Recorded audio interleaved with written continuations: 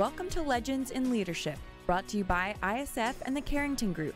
Legends in Leadership is an inspirational podcast featuring the stories of leaders who are making a difference.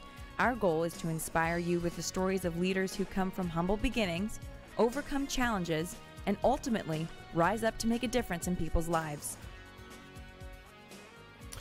Hey folks, welcome to today's Legends in Leadership podcast. I'm Dr. Blair Ritchie, and I'm the Executive Director of ISF. And with me are my co-hosts from the Carrington Group. Got three of you guys today. Way to go. Good to have you.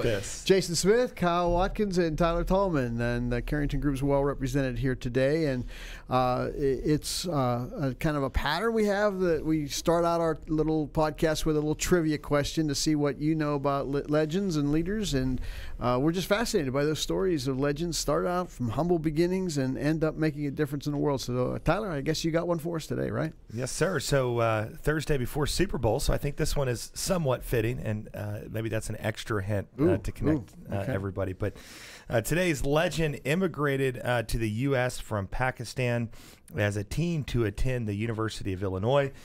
He worked as a dishwasher, earning a whopping $1.20 an hour. This was just to survive.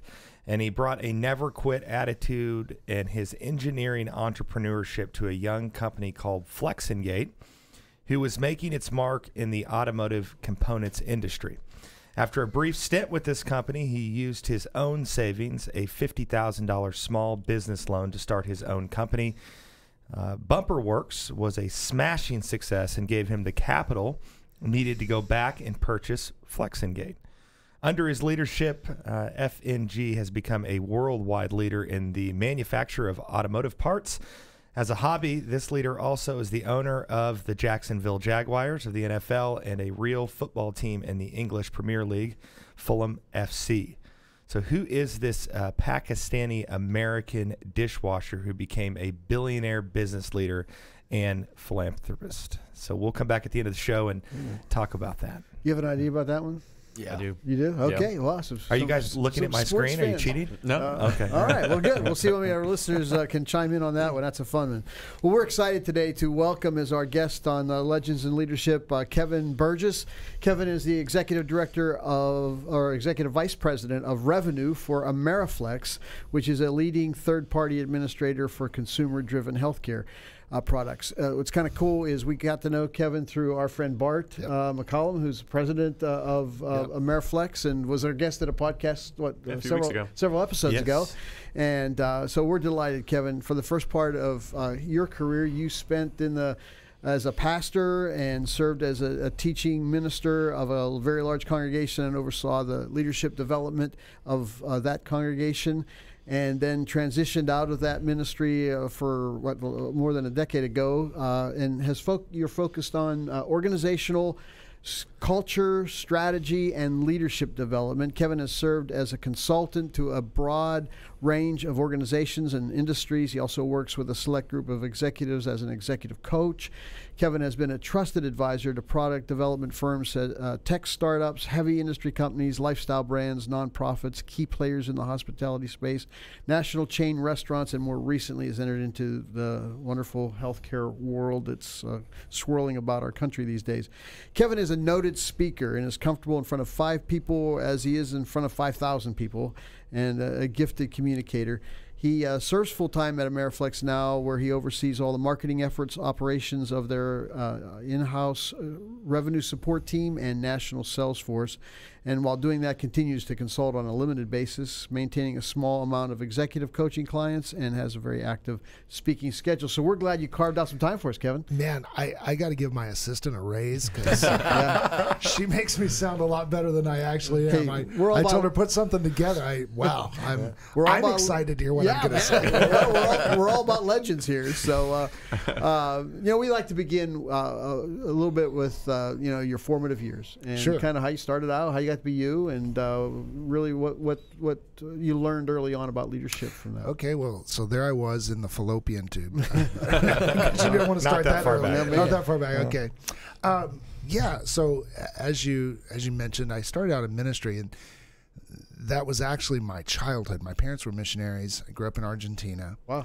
And so my whole life was kind of around churches and watching my parents try to organize volunteers who had all kinds of competing priorities. That was probably my first view of leadership. Of course, back then, leadership wasn't a subject people talked about. You just had to go get stuff, and so get stuff done. And so I guess my first understanding of leadership, and I didn't even know how to articulate it, leadership is the ability to organize people to get something done. Mm-hmm. Like that would have been my first, and grew up in a very grassroots kind of organization. And again, we really didn't talk about like, hey, we got to get this stuff done, and how do we organize and motivate these people to go get this thing done? And that was it. And so that probably gave me, and it was a really strange. It was a strange childhood in many ways too, because I grew up in multiple worlds, never really fitting in any of them. So I'll tell you what I meant. So I was an American kid in Argentina, which was first of all odd. Mm-hmm. And then when we would come back stateside, I was more Argentine than I was American, so that was odd. And then I went to a school. It was like a diplomat. A lot of diplomats sent their children there. So these were really, really wealthy people, and we were missionaries, so we really, really were not. So I didn't fit in there. But then so my world was, you go to school, and then you go to church. And when we went to church, these were very, very poor people, and to them, we were extraordinarily wealthy. And so I had this disconnect there. And so, I was the poor kid in the rich kid setting. I was the rich kid in the poor kid setting. I was the American kid in the Argentine setting. I was the Argentine kid in the American setting. And so I kind of grew up always the outsider. But I don't, probably scarred me deeply, and I probably need therapy for it. But I don't feel like I do. But I think that more than anything gave me my perspectives, that I don't always see things as an insider. You and I were talking before the podcast started, like I am full-time employed with Ameriflex, but one of the things I kind of insisted on, it's the first time I had not filled out like the tax information like you do for your whatever you call it, W-4.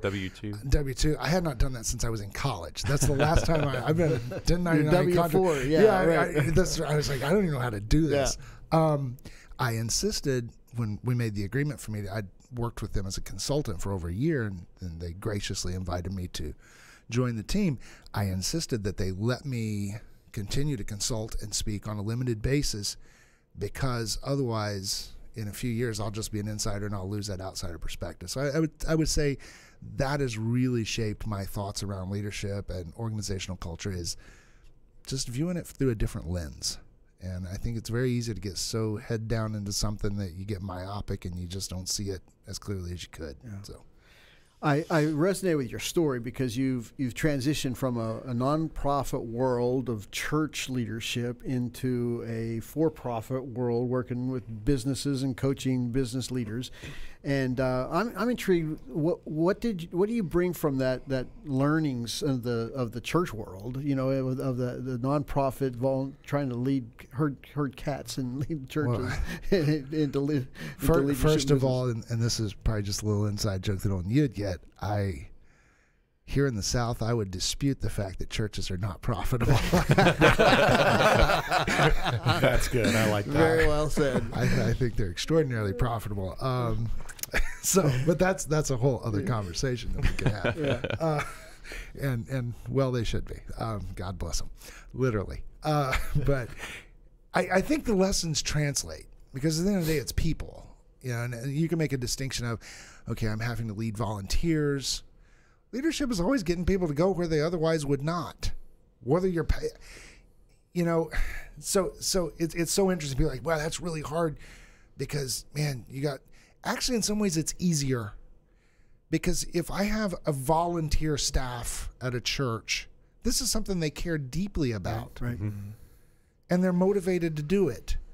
I deal with managers and supervisors all the time in companies that they have people, they're just there to get a paycheck, right? They're not passionate about what they're doing. Trying to motivate an hourly employee who is not super passionate about what they're doing is a whole lot harder than motivating a really passionate volunteer at your nonprofit. There's a whole lot more artistry, I think. People think the challenge is on the nonprofit side. I don't think so at all. Most people are not working in a role that they feel deeply passionate about. They should. They should. And I think one of the things a leader can do that really is transformative for people is to help them figure out the real value in what it is that they're doing. So you mentioned your breakfast today was a bagel. So for a long time, I started most days at Einstein Bagels close to my house. So I would go work out. I don't look like it, but I do. I'd go work out, and then I'd go have a bagel, which explains a lot. And I'd be in there really early. So I'm in there like 6:15. They'd open. I'm at the gym at 5, and 6:15 I'm in Einstein's. And there was this girl that worked there, and I'm certainly not mocking her. It's just she had heavily accented English, but she was lit up, man. At 6:50 in the morning, she's like, "Oh, Mr. Kevin, so good to see you." And she knew my car. Like when I would pull in, I would walk in and my order would be waiting.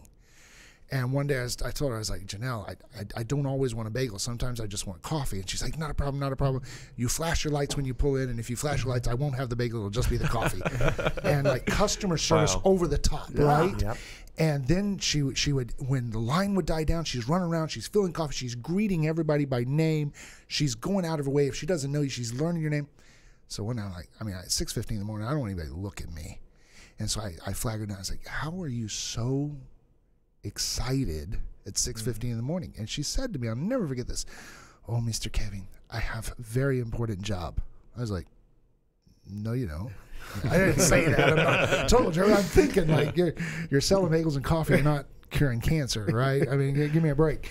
And I said, "Well, tell me how your job's so important." And she pointed out to North Central Expressway, which if you live in Dallas, you also know that as hell. And she points out there and she said, "See all those people?" She said, "Most of them got up super early. They're going to jobs they really don't care about." She said, "That was my mom. My mom sat in that traffic every day." She said, as a matter of fact, she would get up early. She would make lunches. She would get us all up, get us dressed, get us out. Then she would sit in that traffic to go to a job she didn't care about. She would come home, sit in that same traffic to do dinner and homework and baths and laundry. And she did that every day. She said, "Most of the people walking in here, that's what they do." And she said, "It is my job." Now, I'm going to tie this back to what we were just talking about. She said, "It is my job to give them 2 good minutes in their day because it may be the only 2 good minutes they've got." Wow. So what she did is she took the job of selling bagels and coffee and elevated it. She found this incredible meaning in it and elevated. I mean, when she finished, I was like, "Well, I want to sell bagels and coffee." She elevated. I think if there's any gift a leader can give the people they lead, it would be to help them find that meaning in what they do. And it is in everything, right? It's in everything.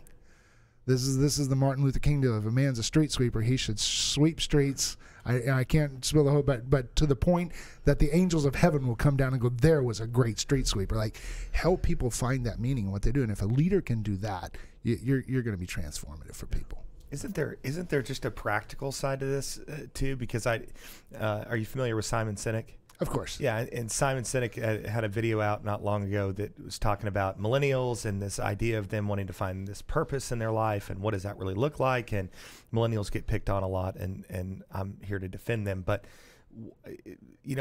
how do you help steer someone to their purpose in their life? Isn't there just a practical side that, hey, sometimes you got to do things that you don't like to do, and hey, I got to make a living because I've got to put food on the table for my family, but it's not always fun. So how do you really steer people to this passion, I guess you could say, or help them find that passion? Yeah. No, okay. So, boy, you just unpacked a lot. We only have like 16 minutes here, and I got like 3 hours on that. First of all, you don't have to defend millennials to me. I'm a champion of millennials. Everybody should be because they're here. It's the largest transformation in the American workforce since baby boomers. So, everybody that's griping and whining, get over it because you got to deal with this. And they're right. They want to know that what they're doing. So let's back up. It's one thing to say, "This is my passion." It's another thing to say, "This is meaningful." I cannot always connect someone to their passion. I can't guarantee you're going to get paid for the rest of your life to do your passion. maybe not. That doesn't mean that the work you're doing is not meaningful, right? I think we often conflate the two and we go, well, I'm not passionate about this, so it doesn't mean anything. Well, just because you're passionate about something doesn't mean that, like, let me tell you something. Okay, I'll tell them. I said, I really don't like kids that much. I like my kids. I got 3 of them. They're great. And the more they get like adults, the more I like them. I really don't like small children. Give me a break. They just kind of bug me a lot. So, when do you become a grandfather? Then you'll... I hope it'll change. I hope it'll change. But I really don't. It's honestly, like, I'm the guy that if your kid's screaming in a restaurant, I'm probably going to come say something. Like, I'm not paying $80 to hear your kid scream. There are people that, man, they're passionate about working with children, and it's deeply meaningful for them. It's my wife. Yeah. So, I can't always guarantee your passion is going to align with your life's work.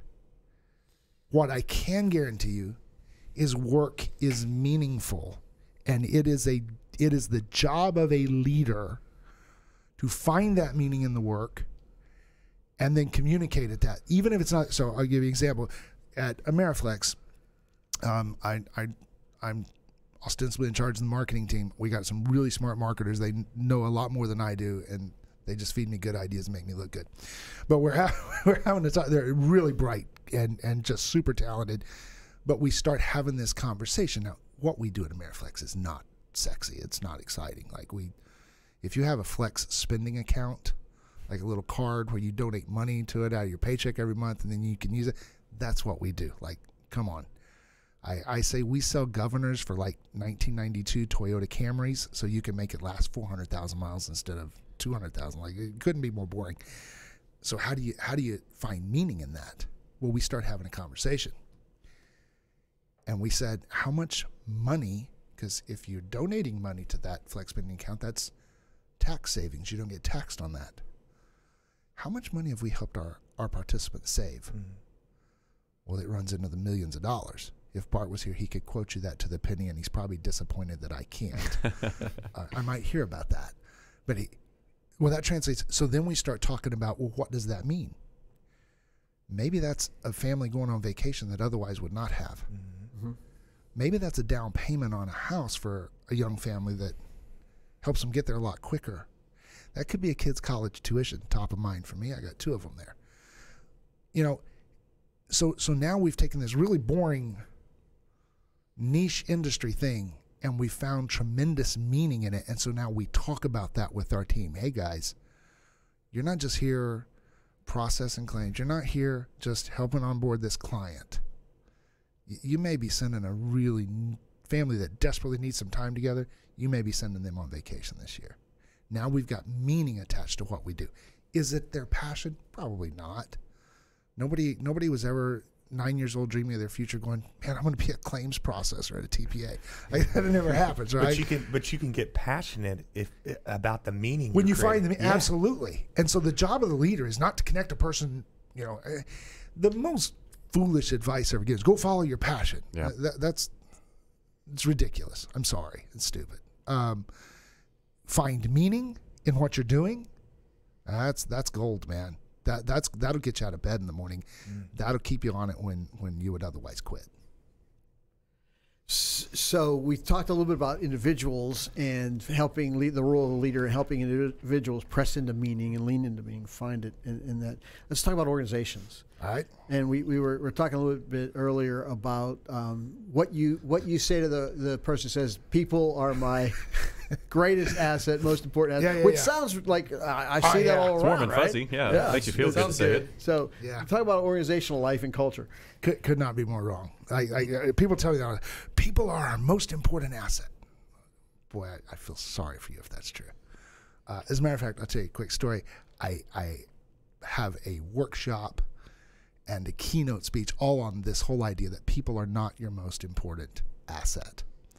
So I was with a group in Palm Springs over the summer. Wasn't the keynote. I had been working with this group for about 6 months, developing a leadership mentoring program for young leaders in their organization. So I was there to give a speech about that, and they wanted me to talk about this whole people are not your most important asset thing. And so, as a matter of fact, let me see. yeah, this is a big thing with me. I call it the VIP formula. This is to clean your glasses. I got a bunch of these. The VIP formula. This is a big candy stick. Here's a camera over here. VIP formula.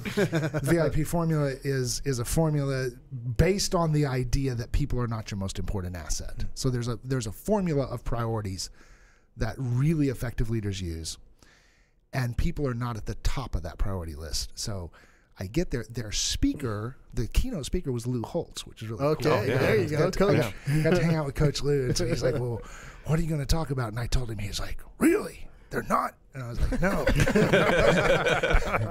They were on my team. Yeah, he said, well, yeah, he actually said, he's like, I always made them proud. I said, well, Coach, I mean, I'm not going to tell Luke Holtz, yeah, you had it all wrong, Coach. So it was really cool. I got my picture taken with Coach Lou, but anyway, so yeah, leaders tell me this. People are our most important asset.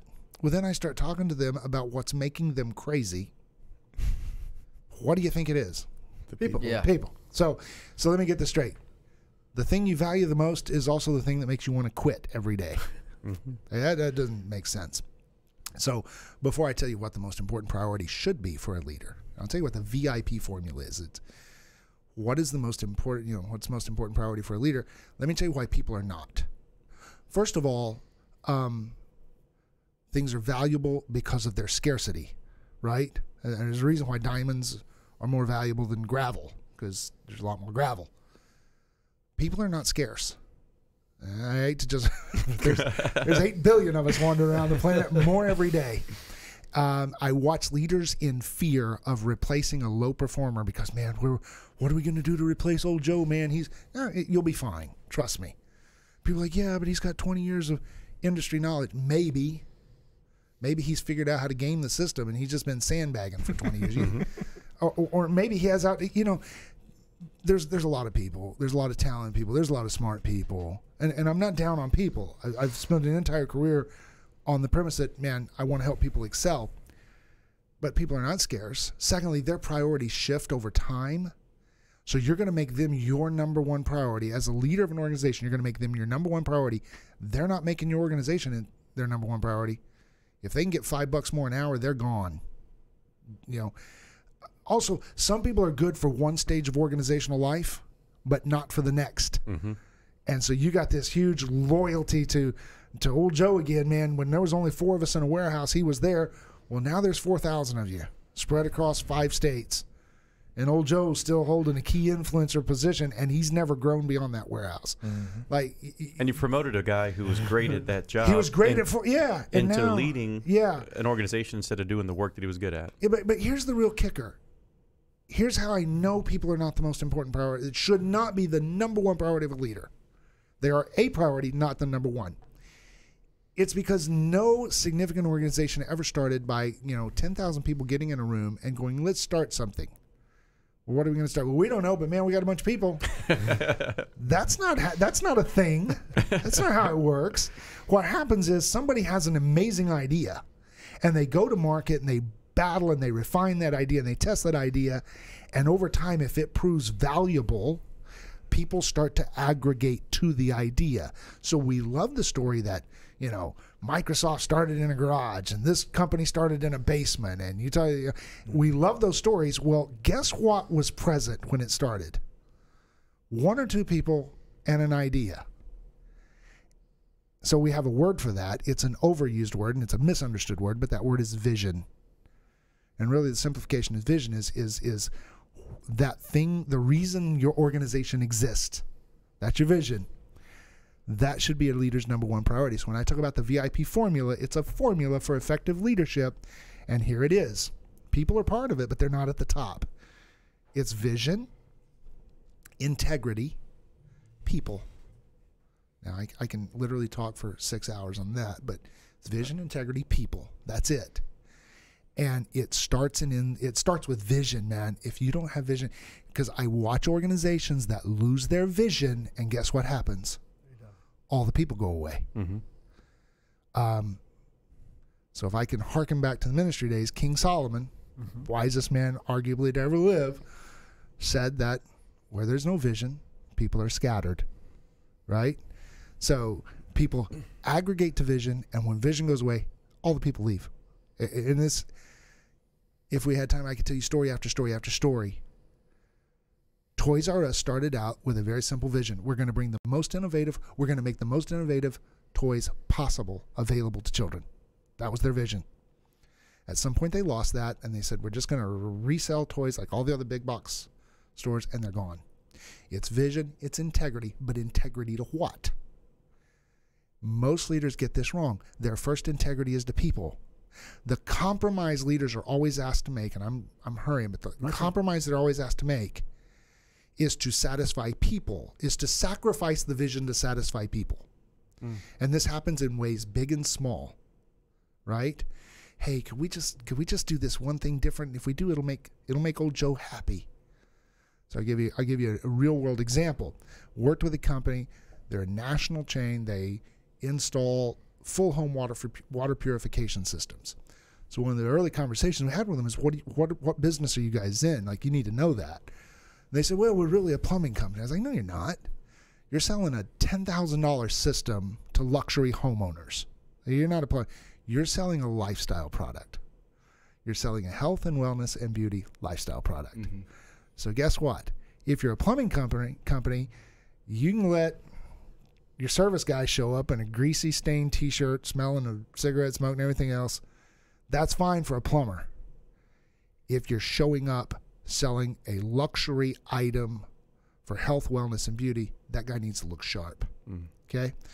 So we said, guys, you got to wear uniforms, and we're going to give you a bunch of uniforms. They're going to be fresh and pressed, and if you go on a job and you get dirty, it happens. You put on a clean shirt. Like, this practical change around this stuff. So the vision is we're selling a health and wellness luxury item. That's the vision. Well, one of the store managers said, hey, man, he said, I got a guy, one of my service techs named Ding. Now, his nickname was Ding, which tells you everything you need to know, right? Ding ain't going to wear the uniform. Could we just, man, do we have to make Ding wear the uniform? We don't have to. But what the question you're asking is, can I compromise the vision for a person? Mm-hmm. Anytime you do that, it is the beginning of the end. I'm telling you, you don't ever do that. He's like, well, what do we do? You cut Ding loose. Ding will be okay. Ding actually went to work for the city sanitation department. He is true story. Ding wound up working for the city sanitation department. That was a good fit for him. He's completely happy. Take it away over there. Fits. I mean, it's a marriage made in heaven. So that's your formula. It's vision, integrity, and then people. You want to be. People are part of a leader's priority, absolutely. But there's things that trump that, and when I watch leaders get in trouble, it's when they get that priority structure wrong, and their priority becomes people, and to do that they sacrifice vision. I thought it was interesting too, talking about, it's the whole premise. We spend a lot of time grinding on it. What got you here won't get you there, right? And here you are starting off with this vision, so one or two people, and then you slowly hire some people to help you to go and deliver on that vision.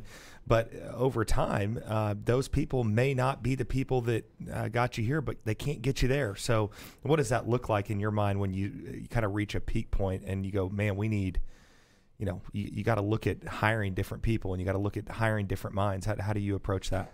It's a hard conversation, and it's painful for leaders because we want to be loyal to people. You got to keep your destination in mind. So had a mentor explain it to me this way. He's like, if you're leading an organization, you're driving a bus and you're going to 125th Street.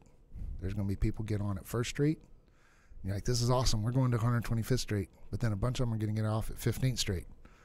That's okay. You keep going to 125th Street because more people are going to get on, and you're probably not going to get to 125th Street with the same crowd you started at 1st Street with. It's going to shift. You keep your destination in mind. I would say this. Two things that a leader has to be absolutely clear about. His vision, first of all, his values. And the values are the things we're going to do because we have this vision. And that can be a simple list. It can be a very complex list. But then as you're hiring, those two things are top of mind. Because skills can be acquired, skills can be learned. if someone aligns with your vision, and it's always bringing people back into alignment too, because again, their priorities shift over time. So that's why you bring up an excellent point. They're good at this stage of organizational life, then they're not. Well, if the organization didn't change, they changed. Now they can fail to grow and evolve with the organization. That's on them. I say you provide opportunities for that. Make sure you're coaching people towards that. When you're out looking for people to get you there, it's, do they align with the vision? Do they align with the values? I think most hiring managers get so hyper-focused on skill sets, right? They're hiring for skill sets. And you might have someone that just doesn't want to go where you're going. So how do you coach leaders? Let's say Carl Jung said that ideas have people. People don't have ideas. Right. And so is there a point at which that leader that's brought forth this vision or the idea is no longer the person to carry it forward with the same level of integrity and execution? Sure. And I think you saw an amazing example of that in American life. There was a point at which, Jobs was fired from his own company. Now, he was brought back later because it rekindled something. A couple of things around that. First of all, is part of that job of that leader is to inculcate that vision into the organization so that it outlives him. Okay. Right? Herb Kelleher did a great job of that. A masterful job. That's a case study. So harken back to my ministry days. I was teaching, preaching pastor at a large church. I left there to start a church, and I didn't do it by carving out a few hundred folks from where I was working to take them with me. I started in my living room with like 2 people I could browbeat into showing up. And someone asked me as I'm going through this process, how will you know that you've successfully done this? Is it when you have a certain number of people? It's when you have a building. How do you know? And I said, when it can outlive me.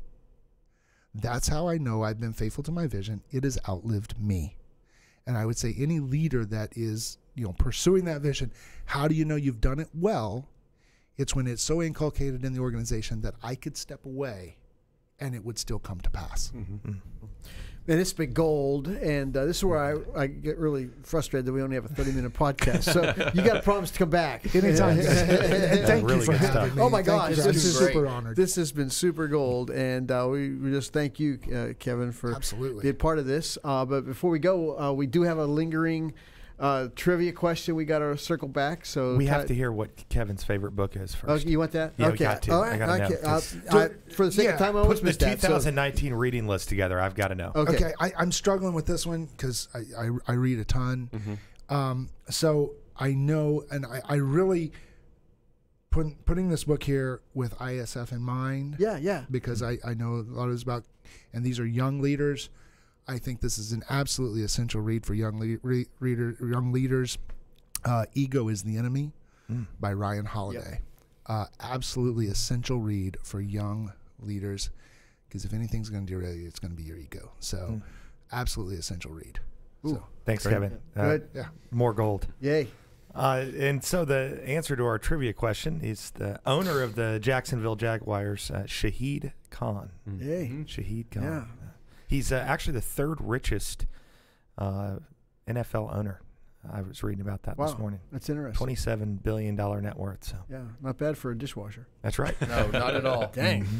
Dang. Well, that's a wrap for our program today, folks. So on behalf of my co-hosts here from the Carrington Group, as well as our special guest, Kevin Burgess, this is Dr. Blair Ritchie wishing you a wonderful, wonderful day. And just remember this, that if your actions inspire others to dream more, learn more, do more, and become more, then you are a leader. Group. Carrington Group is a family office with a passion for helping business leaders and their families make smart choices and fulfill their highest aspirations. To learn more about the Carrington Group, visit their website at www.carringtonfo.com or Google Carrington Group, Dallas, Texas. ISF is committed to leadership development for aged-out foster care and orphaned youth. ISF's mission is to transform these youth into tomorrow's leaders with scholarships, mentoring, and leadership training. To learn more about ISF, visit their website at isfsite.org or Google International Student Foundation to learn more.